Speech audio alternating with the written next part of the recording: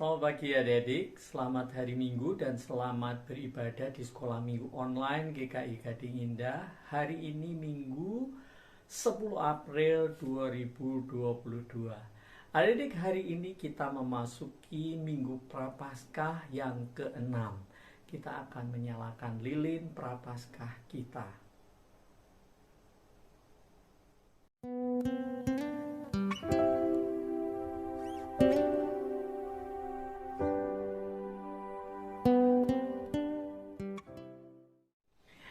Hari ini kita akan memulai ibadah kita dengan menyanyikan sebuah lagu dari Kidung Ceria 361, Hari Minggu, Hari yang Mulia. Hari Minggu, hari yang mulia, itu hari Tuhanku. Dia bawa rasa bahagia masuk dalam hatiku. Hari Minggu, hari Tuhan, hari suci dan teduh. Hari Minggu, hari Tuhan, hari suci dan teduh. Kita nyanyikan bait yang kedua. Hari Minggu, hari istirahat bagi badan yang letih. Firman Tuhan turun bawa nikmat untuk hati yang sedih. Hari Minggu, hari Tuhan, hari suci dan teduh. Hari Minggu, hari Tuhan, hari suci dan teduh.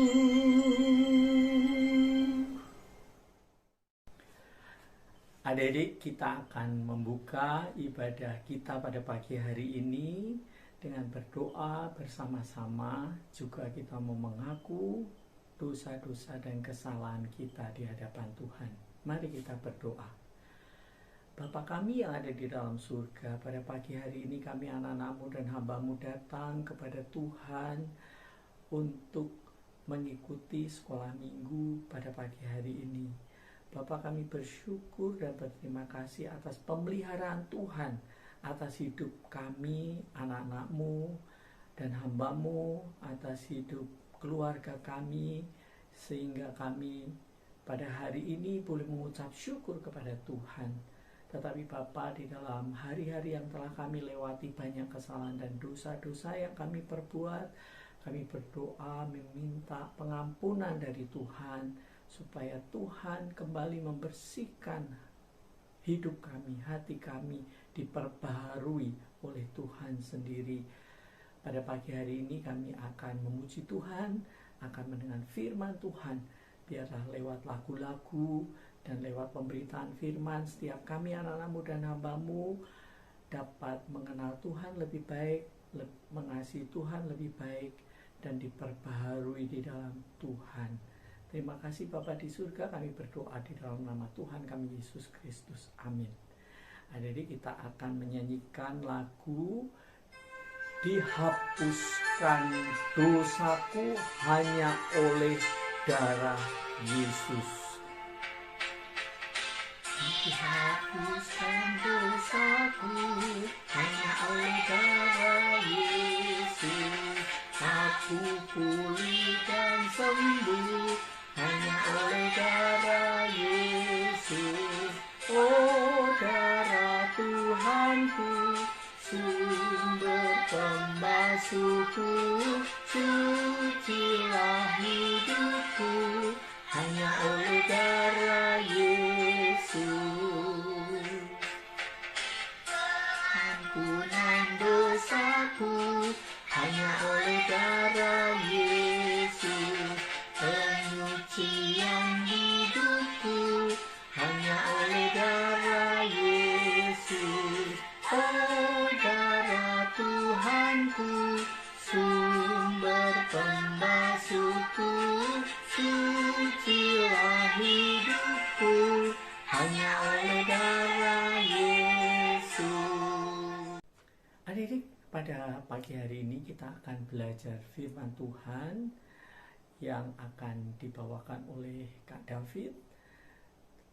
Tema hari ini adalah Yesus disalibkan. Adik-adik, sebelum kita mendengar firman Tuhan, kita akan menyanyikan lagu Yesus disalibkan.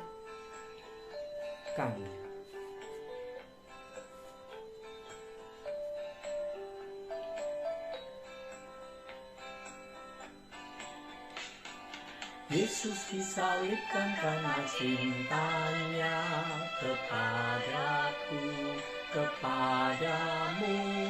Yesus disalibkan karena cintanya, dosa dihapuskan.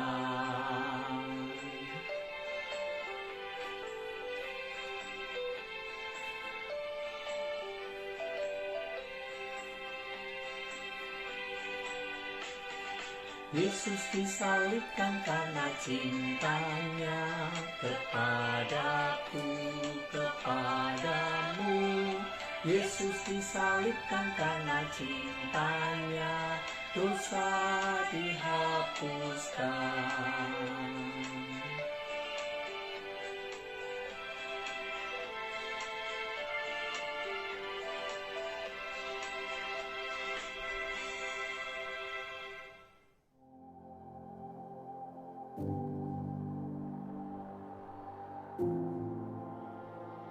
Halo adik-adik sekalian, mari sebelum kita merenungkan bagian firman Tuhan, kita berdoa terlebih dahulu ya. Tuhan Yesus, inilah kami rindu Tuhan boleh hadir di tengah-tengah kami, Tuhan boleh berbicara di hati setiap kami, untuk kami boleh melihat apa yang telah Kau lakukan bagi kami Tuhan, sehingga kami sungguh dipenuhi luapan ucapan syukur. Nah, karena itu Tuhan, tolonglah hamba-Mu dalam segala keterbatasan, biar Roh Tuhan yang memampukan dan yang menyempurnakan segala sesuatunya di hati setiap anak-anak-Mu. Hanya dalam nama Tuhan kami Yesus Kristus, kami naikkan doanya.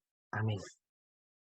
Nah, adik-adik sekalian, bahan kita yaitu diambil dari Injil Yohanes 19 ayat 16b sampai dengan ke 30. Seperti itu ya. Nah, Kak David akan membacakan buat kita semua. Yesus disalibkan. Mereka menerima Yesus sambil memikul salibnya. Ia pergi keluar ke tempat bernama tempat tengkorak, dalam bahasa Ibrani Golgota. Dan di situ ia disalibkan. Mereka dari bersama-sama dengan dia disalibkan juga dua orang lainnya, sebelah menyebelah. Yesus di tengah-tengah, dan Pilatus menyuruh memasang juga tulisan di atas kayu salib itu, bunyinya, Yesus orang Nazaret, Raja orang Yahudi. Banyak orang Yahudi yang membaca tulisan itu, sebab tempat di mana Yesus disalibkan letaknya dekat kota, dan kata-kata itu tertulis dalam bahasa Ibrani, bahasa Latin, dan bahasa Yunani. Maka kata imam-imam kepala orang Yahudi kepada Pilatus, janganlah engkau menuliskan raja orang Yahudi, tetapi bahwa ia mengatakan, aku adalah raja orang Yahudi. Jawab Pilatus, apa yang kutulis tetap tertulis. Sesudah prajurit-prajurit itu menyalibkan Yesus, mereka mengambil pakaiannya, lalu membagikan menjadi 4 bagian, untuk tiap-tiap prajurit 1 bagian. Dan jubahnya juga mereka ambil. Jubah itu tidak berjahit, dari atas ke bawah hanya 1 tenunan saja. Karena itu mereka berkata seorang kepada yang lain, janganlah kita membagikan menjadi beberapa potong, tapi baiklah kita membuang undi untuk menentukan siapa yang mendapatkannya. Demikian hendaklah supaya genaplah yang ada tertulis dalam kitab suci. Mereka membagi-bagikan pakaianku di antara mereka, dan mereka membuang undi atas jubahku. Hal ini telah dilakukan prajurit-prajurit itu. Dan dekat salib Yesus berdiri ibunya dan saudara ibunya, Maria istri Klopas dan Maria Magdalena. Ketika Yesus melihat ibunya dan murid yang dikasihinya di sampingnya, berkatalah ia kepada ibunya, "Ibu, inilah anakmu." Kemudian katanya kepada murid-muridnya, "Inilah ibumu." Dan sejak saat itu murid itu menerima dia di dalam rumahnya. Sesudah itu, karena Yesus tahu bahwa segala sesuatu telah selesai, berkatalah ia, supaya genap yang ada tertulis dalam kitab suci, "Aku haus." Di situ ada suatu bekas penuh anggur asam. Mereka mencucukkan bunga karang yang telah dicelupkan dalam anggur asam pada sebatang hisop, lalu menunjukkan ke mulut Yesus. Sesudah Yesus meminum anggur asam itu, berkatalah ia, "Sudah selesai." Lalu ia menundukkan kepalanya dan menyerahkan nyawanya. Nah, adik-adik sekalian, tentunya kita setiap kali dalam memperingati Paskah begitu kan, kita juga memperingati akan kematiannya gitu ya, dan kesengsaraan. Dan kalau kita membaca dari bagian yang tadi, adik-adik sekalian, itu menjadi sebuah perjalanan kesengsaraan Yesus ya. Bagaimana Yesus melakukan semuanya itu begitu bagi kita semua. Kalau Kak David boleh membaginya dalam 6 kata ini begitu ya, pengadilan, siksa, beban, salib, keluarga dan mati gitu ya. Ini adalah bagian yang ada dalam perikop itu. Kita masuk lebih dahulu gitu ya. Bagaimana kita mengingat kemarin bukan hanya dibawa ke Hanas begitu kan ya, imam besar itu, tapi juga diadili di Mahkamah Agama dan kemudian dibawa ke Pontius Pilatus begitu kan ya. Dia dihujat, kemudian diberikan diambillah saksi-saksi dusta, dan ada banyak hal yang dilakukan untuk menjatuhkan Yesus. Yang pertama kita akan melihat di pengadilan. Nah, kita akan melihatnya di pengadilan ya. Nah, di situ Tuhan diperhadapkan gitu kan ya, dengan apa semua. Yang pertama pada waktu di Mahkamah Agama gitu kan ya, diambillah semua saksi-saksi itu ya untuk bisa menjatuhkan Tuhan gitu. Dan Tuhan hanya berdiam gitu kan, seperti itu. Tapi bagaimana Tuhan tetap menyatakan apa yang menjadi kebenaran itu begitu, sehingga mereka sebenarnya tidak mendapati sesuatu yang bisa menjatuhkannya, sampai pada akhirnya Kayafas turun dan kemudian dia mencoba untuk mencari kesalahan Yesus, dan kemudian dia memutuskan bahwa dia menghujat Allah gitu kan ya, seperti itu. Bahkan sampai di pengadilan Pilatus pun begitu, mereka meminta gitu ya supaya Yesus itu sebagai seorang penjahat yang sangat berbahaya begitu ya, sehingga harus dihukum. Tapi tetap Pilatus tidak menemukan kesalahan dalam dirinya gitu kan. Tapi desakan orang-orang banyak itu membuat Pilatus menjadi ragu gitu kan ya, dan kemudian dia memutuskan untuk mencuci tangan dan menyerahkan Yesus begitu. Orang-orang memilih Barabas untuk dilepaskan dan tetap menyalibkan Yesus gitu ya. Salibkan dia gitu kan. Padahal Barabas adalah seorang pembunuh seperti itu. Nah, kemudian adik-adik sekalian ya, gambarnya.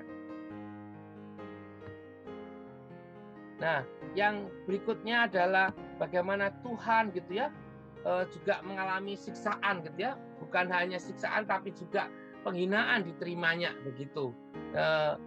Dia dicambuk gitu ya supaya menurut Pilatus, biar ini sudah saya cambuk aja, setelah itu selesai, tidak ditemukan sebuah kesalahan yang sepadan dengan hukuman mati gitu kan ya. Tapi orang-orang yang memang sudah berniat untuk menghabisi Yesus gitu ya, tetap mendorong Pilatus untuk menyalibkan dia gitu kan ya. Meskipun Tuhan dicambuk, disiksa gitu kan ya oleh para prajurit itu, tetap mereka ya tetap mereka menuntut gitu ya supaya Tuhan disalibkan seperti itu. Dan kemudian yang berikutnya adalah Tuhan juga diberikan mahkota gitu kan ya. Katanya raja orang Yahudi tapi mahkotanya dari duri ada di sekalian gitu kan. Mahkotanya bukan mahkota kemegahan tapi ini mahkota penghinaan seperti itu ya. Seperti itu sehingga orang-orang mentertawakannya seperti itu. Nah, kalau kita bisa melihat hal itu ada di sekalian bagaimana Tuhan tetap diam gitu ya. Tuhan tetap memilih gitu kan ya untuk menerima semuanya itu gitu kan ya. Dan bagaimana dia juga akhirnya harus memanggul salibnya sendiri gitu kan. Itu beban berat ya. Beban berat apa yang ditanggungkannya gitu ya dalam perjalanan itu sebenarnya ya, apa yang ditanggung sebenarnya yaitu kesalahan kita lah yang ditanggungnya gitu. Bahwa segala dosa-dosa kita lah yang ditanggung Tuhan. Sehingga harusnya kita ini mati oleh dosa, tapi kita diberikan kesempatan yang kedua kali gitu ya. Kita harusnya yang dihukum, tapi kita digantikan oleh Tuhan ya. Tuhan yang terhukum gitu. Dan dosa dunialah gitu kan ya. Dosa dunialah yang Tuhan tanggung. Sehingga kita boleh memiliki hidup yang baru di dalam Kristus. Karena semua kesalahan telah ditanggungkannya di dalam dirinya. Nah, adik-adik sekalian, selain itu Tuhan memanggul itu gitu dalam perjalanan itu ada banyak orang yang memaki, terus kemudian meludahi gitu kan, dan meneriakkan salibkan dia gitu ya. Ada kebencian yang begitu luar biasa gitu dalam perjalanan itu. Sudah fisiknya penuh luka, harus membawa beban yang berat gitu kan. Mentalnya pun juga dari setiap pandangan-pandangan orang yang marah dan juga ingin menghabisin Tuhan, itu juga menekan Tuhan gitu ya. Sampai pada akhirnya dia tiba di Bukit Tengkorak itu untuk disalibkan di Golgota gitu ya. Dia dipaku gitu kan. Dia dipaku oleh prajurit-prajurit itu dan kemudian dia dinaikkan gitu ya di antara dua penjahat yang lain gitu. Seakan-akan Tuhan itu adalah penjahat besar gitu kan, yang kalau kita bisa melihatnya itu, kalau salib itu menjadi sebuah simbol di Romawi itu adalah ditolak oleh langit dan ditolak oleh manusia gitu, atau dunia gitu kan, sehingga tidak ada tempat bagi orang yang memiliki kejahatan yang luar biasa itu gitu, seperti itu. Dan Tuhan menerima itu, Yesus menerima itu, adik-adik sekalian. Dan bukan hanya itu, Tuhan juga menjalani gitu ya segala siksaan dan penderitaan itu gitu kan, menerima semuanya itu karena dia tahu siapa yang dia tanggung tadi gitu ya, siapa yang menjadi taruhannya, yaitu setiap kita yang berdosa ini. Dan di tengah-tengah penyalipannya itu dia juga melihat ibunya gitu ya, bersama murid yang dikasihnya yaitu Yohanes begitu. Dan kemudian dia menitipkan ibunya kepada Yohanes supaya Yohanes menganggap sebagai sebuah keluarga, dan ibunya juga menganggap Yohanes menjadi keluarganya, yaitu anaknya. Inilah yang Tuhan ingin perlihatkan, bahwa Tuhan dengan kematiannya itu menyatukan setiap orang percaya menjadi sebuah keluarga, yaitu keluarga Allah. Kita semua ini hadir bersama-sama menjadi orang-orang yang mengikut Kristus gitu ya, karena kita percaya bahwa Tuhan telah mati karena menebus dosa-dosa kita. Dan kita ini semua yang percaya itu menjadi sebuah keluarga besar dan juga menjadi keluarga Allah, karena Tuhan yang telah mempersatukan kita dengan Allah, yang tadinya terpisah oleh dosa sekarang disatukan kembali gitu ya. Melalui apa? Melalui salib Kristus itu. Dan adik-adik sekalian, perjalanan salib itu bukan hanya menjadi penyatuan, tapi juga menjadi sebuah hal bahwa Tuhan mengenapi semua rencana Bapaknya di surga ini, bahwa kehadirannya sejak dari bayi ya sampai dengan kematiannya, semuanya ini untuk mengenapi rencana Tuhan dalam kehadiran Yesus di tengah-tengah dunia ini. Bagaimana Tuhan Yesus mengenapi pada saat tadi kita bisa membacanya gitu ya, di ayat ke-28, sesudah itu karena Yesus tahu bahwa segala sesuatu telah selesai, berkatalah ia, supaya genaplah apa yang tertulis dalam kitab suci, dia mengatakan, aku haus. Kalau kita lihat dalam Mazmur 69 ayat 22 itu sudah dinubuatkan dari dulu gitu kan ya, bahwa dia akan beri anggur asam itu, seperti itu. Sang penyelamat dunia, seperti itu. Dan bukan hanya itu, Tuhan pun juga pada akhirnya gitu ya menyelesaikan semua karya Allah gitu kan, atau rencana Allah di dunia ini. Di Yohanes 19 ayat 3 ke 30 di situ dikatakan, sesudah Yesus meminum anggur asam itu, berkatalah ia, sudah selesai. Lalu ia menundukkan kepalanya dan menyerahkan nyawanya. Nah, adik-adik sekalian, pada saat kematiannya ini, Tuhan sebenarnya menunjukkan betapa kasihnya kepada manusia. Bukan lewat perkataannya aja, tetapi lewat perbuatannya.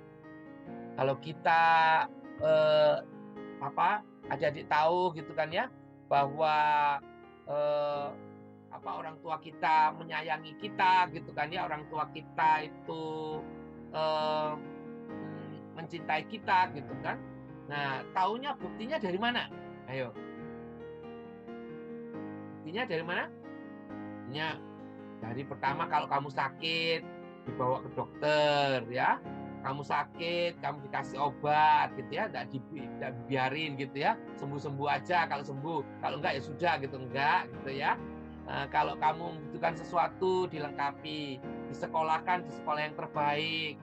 Terus diberikan segala kebutuhanmu. Kalau kamu lapar, diberikan makanan, disediakan makanan gitu kan. Ada banyak tindakan-tindakan cinta yang ditunjukkan gitu ya, sehingga engkau tahu bahwa mereka menyayangi engkau. Dan Yesus pun juga telah menunjukkan tindakan cintanya, yaitu di atas kayu salib itu. Dan itulah bukti cinta kasih Tuhan kita. Dan bagaimana bukti cintamu kepada Tuhan?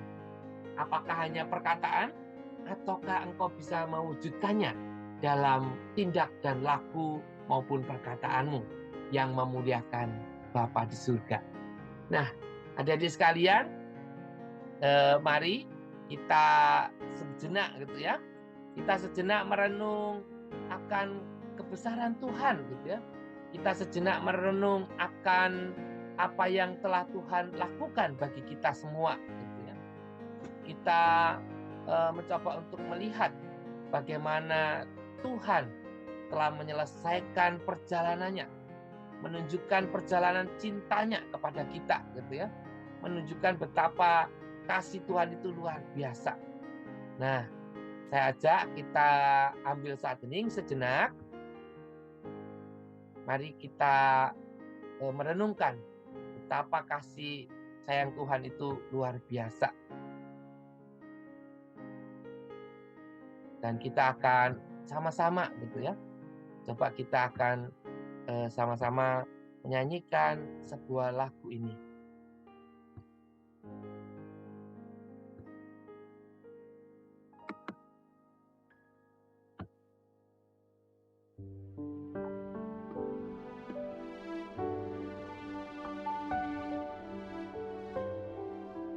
Dengar ya.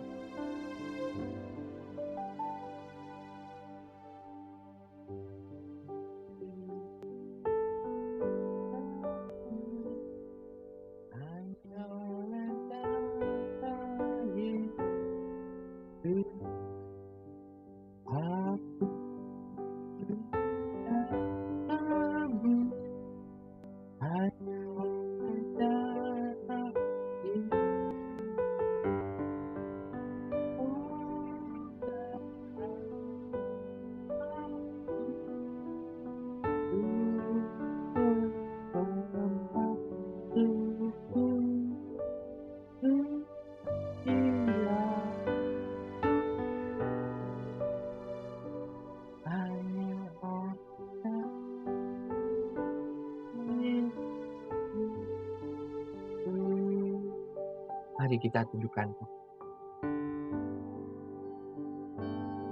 Coba ingat betapa kasih Tuhan luar biasa saat kita merenungkan penderitaannya yang Dia sungguh-sungguh jalani 2000 tahun yang lalu. Untuk mengangkat kita dari belenggu dosa dan menyelamatkan kita dari maut. Dan sampai hari ini pun kasih Tuhan tetap nyata melalui orang-orang di sekelilingmu, melalui segala pemeliharaan Tuhan kepadamu. Dan apa jawabmu, adik-adik? Apa yang kau bisa lakukan sebagai ungkapan syukurmu, sebagai balasan cinta Tuhan yang luar biasa? Berdoalah dalam hatimu masing-masing. Katakanlah kepada Tuhan, ini Tuhan, ini aku Tuhan. Sungguh ampuni aku saat kami melakukan banyak hal yang tidak menyukakan hati Tuhan. Ajar kami untuk menjadi anak-anak Tuhan yang tahu berterima kasih, tahu mengucap syukur, bukan hanya lewat perkataan kami, tapi lewat perilaku kehidupan kami, lewat sikap kami, lewat ketaatan kami kepada orang tua kami, lewat semangat kami dalam menuntut ilmu Tuhan, dan terlebih lagi lewat setiap perbuatan-perbuatan kebaikan yang kami lakukan karena kasih Tuhan, karena kebaikan Tuhan yang telah kami rasakan terlebih dahulu.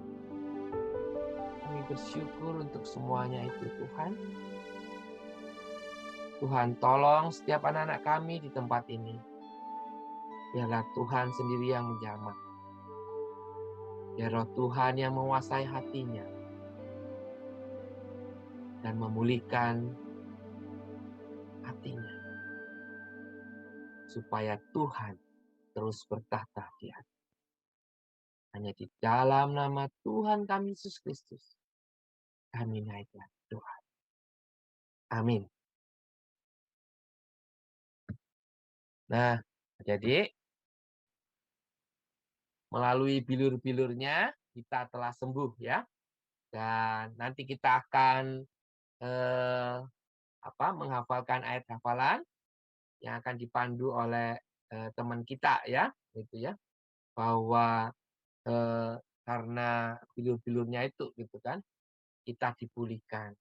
Oleh karena itu, mari kita menghayati kesengsaraan Yesus ini, gitu ya.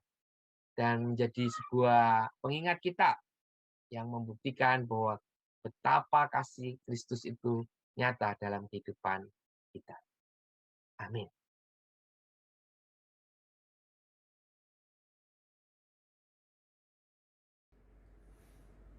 Ayat hafalan hari ini diambil dari 1 Petrus 2 ayat 24. Ia sendiri telah memikul dosa kita di dalam tubuhnya di kayu salib, supaya kita yang telah mati terhadap dosa, hidup untuk kebenaran. Oleh bilur-bilurnya kamu telah sembuh. Jadi kita akan memberikan persembahan. Seperti biasa diingatkan bahwa adik bisa mengumpulkan persembahan di dalam amplop lalu diserahkan di gereja nanti waktu adik sudah bisa sekolah minggu onsite, atau adik minta tolong ke papa mama untuk mentransfer ke rekening GKI Gading Indah. Nah, adik kita akan menyanyikan lagu Persembahan Kami.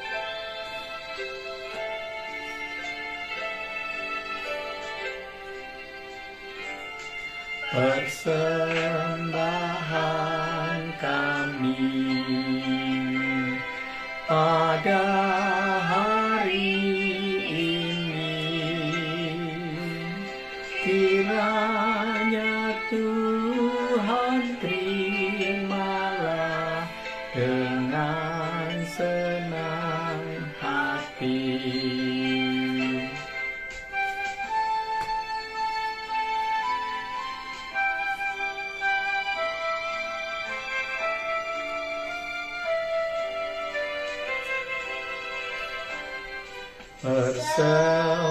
Persembahan kami pada hari ini. Kiranya Tuhan terimalah dengan senang hati.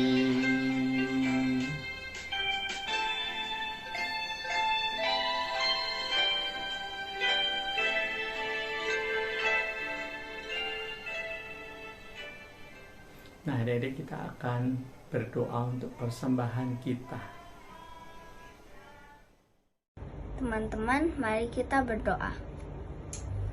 Terima kasih Tuhan Yesus, pada hari ini kami dapat berkumpul untuk mengikuti ibadah sekolah minggu. Terima kasih Tuhan atas berkat-Mu yang kami terima setiap hari sampai hari ini. Untuk itu, kami juga ingin membagikan berkat yang kami terima ke dalam persembahan. Kiranya persembahan ini dapat digunakan untuk menolong saudara-saudara kami yang membutuhkan, sehingga kami semua dapat memuliakan nama-Mu. Terima kasih Tuhan Yesus. Amin.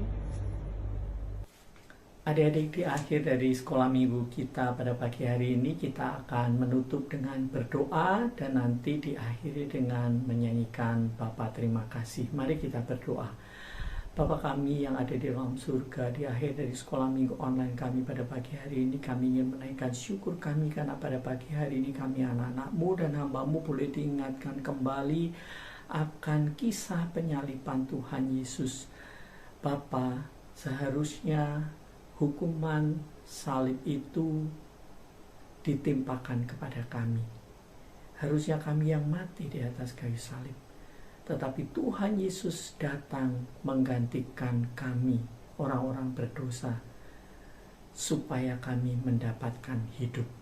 Terima kasih Bapa untuk pekerjaan yang Tuhan lakukan, pengorbanan yang Tuhan lakukan untuk kami. Biarlah hidup kami boleh mengasihi Tuhan, boleh mengingat selalu kasih Tuhan di dalam setiap perjalanan hidup kami.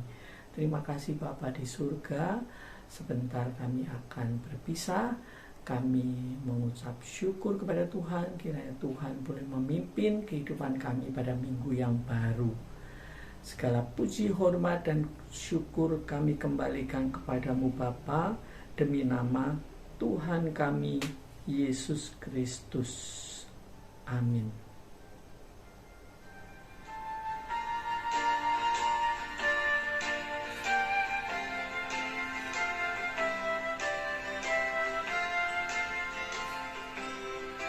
Bapa terima kasih, Bapa terima kasih, Bapa di dalam surga, ku berterima kasih.